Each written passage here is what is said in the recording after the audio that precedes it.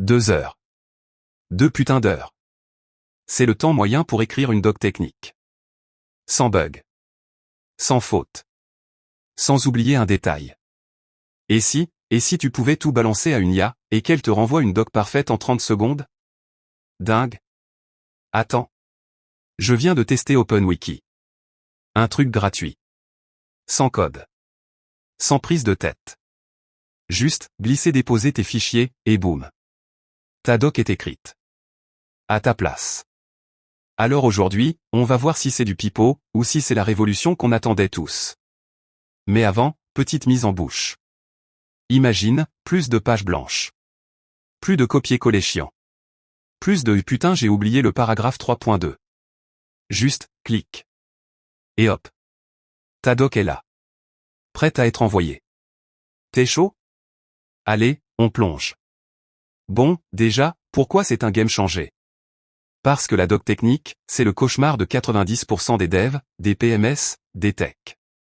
Tu passes 2 jours à écrire, 3 jours à relire, et au final, t'as toujours un collègue qui te dit « Ouais mais là t'as oublié le cas d'usage X ». Frustrant, non? OpenWiki, c'est un outil open source. Gratuit. Qui scrape tes fichiers, ton code, tes notes, et te sort une doc propre. Hyper bien structurée. Avec des exemples. Des tableaux. Des schémas si tu veux. Le tout, en quelques secondes. Et le plus fou? Ça marche avec tout. Ton repo GitHub.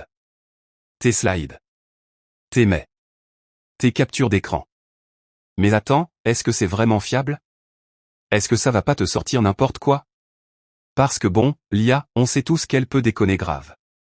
Alors aujourd'hui, je teste en direct. Avec MON vrai projet perso. Pour voir si OpenWiki, c'est du vrai, ou du vent. Premier truc, le setup. Parce que bon, si c'est trop compliqué, personne va l'utiliser. Alors là, dingue.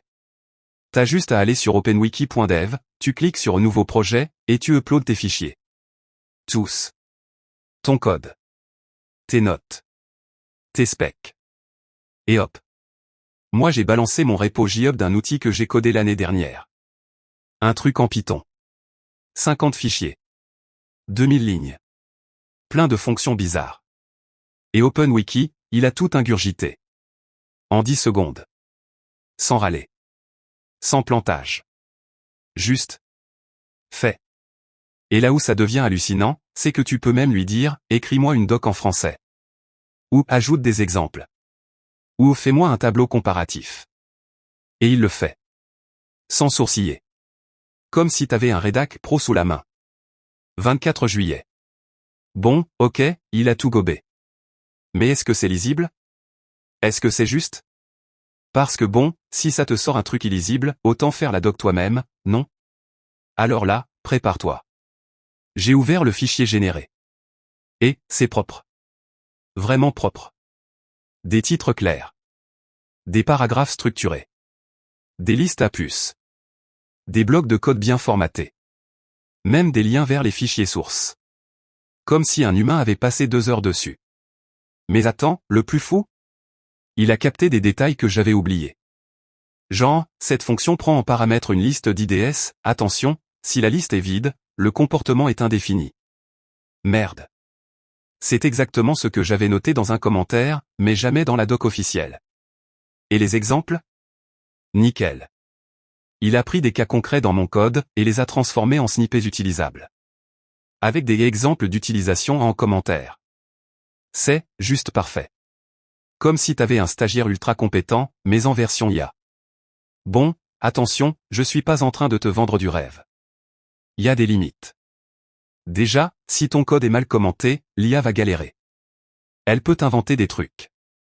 Genre, cette fonction renvoie un booléen, alors que non, elle renvoie un dict faut toujours relire. Autre truc, si t'as des fichiers super longs, elle peut zoner. Genre, un fichier de 5000 lignes, elle va peut-être sauter des détails. Mais bon, c'est pareil pour un humain, non? Et puis, si tu veux une doc super stylée, avec des logos, une charte graphique, là, c'est mort. OpenWiki te donne du brut. Du propre, mais du brut. Après, tu peux l'exporter en Markdown, ou en HTML, et bidouiller. Mais c'est pas un outil de design. Bon, ok. OpenWiki, c'est cool. Mais y a d'autres outils, non? Genre d'Oxygen. Sphinx. JBook. Alors, pourquoi lui? Déjà? D'Oxygen, c'est vieux. C'est chiant à configurer. Et ça te sort un truc moche. Sphinx? Ouais, c'est puissant, mais faut être un dev pro pour l'utiliser. JBook? Super, mais payant. Et limité.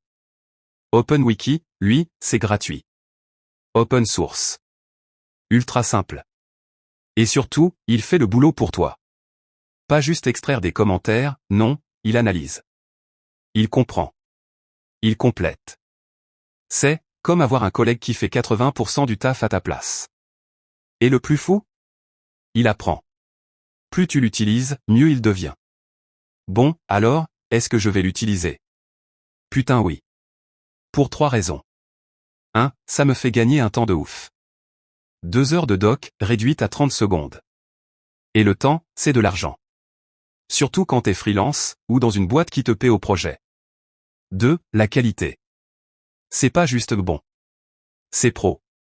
Comme si un senior avait passé 2 jours dessus. Et ça change tout. Parce qu'une bonne doc, ça évite les bugs. Ça évite les malentendus. Ça fait économiser des heures de support. 3. Ça démocratise. Avant, faire une doc pro, c'était réservé aux boîtes avec des rédacs. Maintenant, même un dev solo peut avoir une doc propre. Même un étudiant. Même un mec qui galère en français. Et ça, c'est une révolution. Mais attention, c'est pas magique. Faut toujours relire. Faut toujours vérifier. Parce que l'IA, c'est pas parfait. Elle peut inventer. Elle peut se planter. Mais bon, c'est 100 fois mieux que rien. Et tâche 10 fois mieux que ce que la plupart d'entre nous écrivent à la main. Alors, est-ce que OpenWiki va remplacer les rédacs tech? Non. Est-ce qu'il va rendre leur boulot plus facile? Oui. Est-ce qu'il va sauver la vie de milliers de devs, qui détestent écrire de la doc? Absolument. Alors, t'es chaud pour tester? Le lien est en description. C'est gratuit. Open source. Et ça marche. Fais-moi un retour en commentaire, parce que moi, j'ai été bluffé. Et si ça marche pour toi, fais tourner. Parce que bon, si on peut tous gagner 2 heures par semaine, pourquoi s'en priver? Allez, à plus pour le prochain test. Et n'oublie pas, like, abonne-toi, et partage. Parce que bon, si t'as aimé, y a 99% de chances que tes potes kiffent aussi. Peace.